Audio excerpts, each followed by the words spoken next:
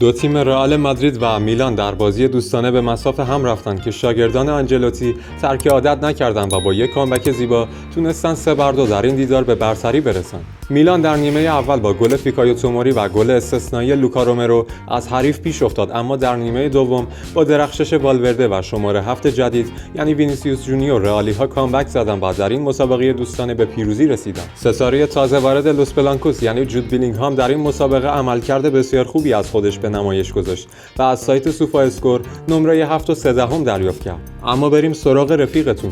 بعد از بازی از والورده که بهترین بازیکن زمین شناخته شد در مورد امباپه پرسیدن و فده به خبرنگاران گفته من بازیکن رئال مادریدم و به نظرم درست نیست که در مورد بازیکن یه باشگاه دیگه صحبت کنم.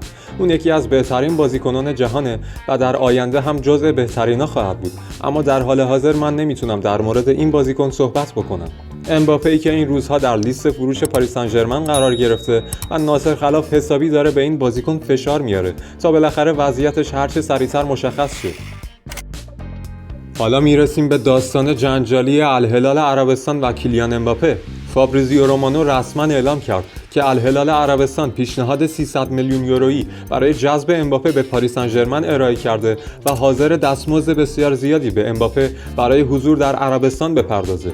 اخبار دستمزد 700 میلیون یورویی کذب محضه، اما باز هم رقم بسیار زیادیه و تا به الان به هیچ بازیکنی پیشنهاد نشده.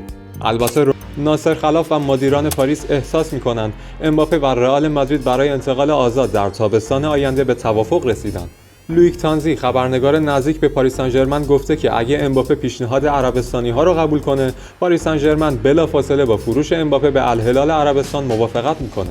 چند باشگاه دیگه مثل اینتر، چلسی، تاتنهام، منچستر یونایتد و حتی بارسلونا به جذب امباپه علاقه‌مندن، اما پاریس تا آخر ماه جولای یعنی 7 روز دیگه به امباپه فرصت داده و بعد از اون در ماه آگوست بالاخره وضعیت این لاک پشت مشخص میشه، یا اینکه تمدید کنه و ادامه بده و یا در همین تابستان به فروش برسه تا باشگاه پاریس دچار بحران اقتصادی بعد از جدایی رایگان امباپه نشه. ماتئو مورسو گفته بارسا میخواد در ازای معاوضه چند بازیکن تیمش امباپه رو به خدمت بگیره. اونا شانسی برای جذب امباپه ندارن، اما فقط میخوان در این رقابت حضور داشته باشن.